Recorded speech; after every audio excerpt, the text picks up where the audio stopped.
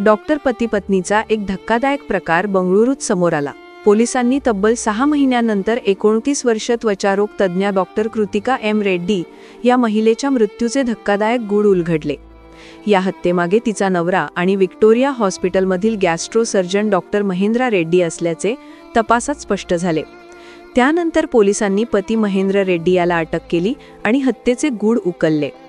पण हा सारा प्रकार कसा घडला याबाबत पोलिसांनी माहिती दिली।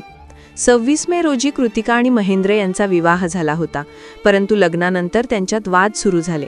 या वादांचा शेवट थरकाप उडवणाऱ्या हत्येने झाला।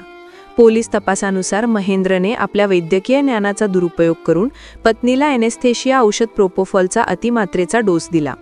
हे औषध साधारणपणे शस्त्रक्रियेपूर्वी भूस देण्यासाठी वापरले जाते, पण अतिमात्रेत दिल्यास त्याने श्वासोच्छवास बंद होऊन मृत्यू होऊ शकतो।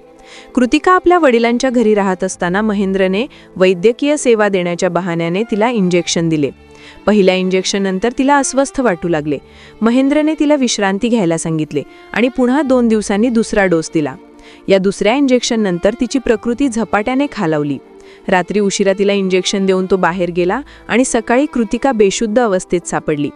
डॉक्टर असूनही त्याने विचित्र प्रकार केले आणि तिचा जीव घेतला। फॉरेन्सिक अहवालानुसार कृतिकाचा मृत्यू एनेस्थेशियाच्या घातक ओव्हरडोसमुळे झाला। पत्नीच्या विश्वासाचा गैरवापर करून स्वतःच्या व्यावसायिक कौशल्याने जीव घेणाऱ्या डॉक्टरला कठोर शिक्षा व्हावी असा सूर सर्वत्र दिसून येत आहे।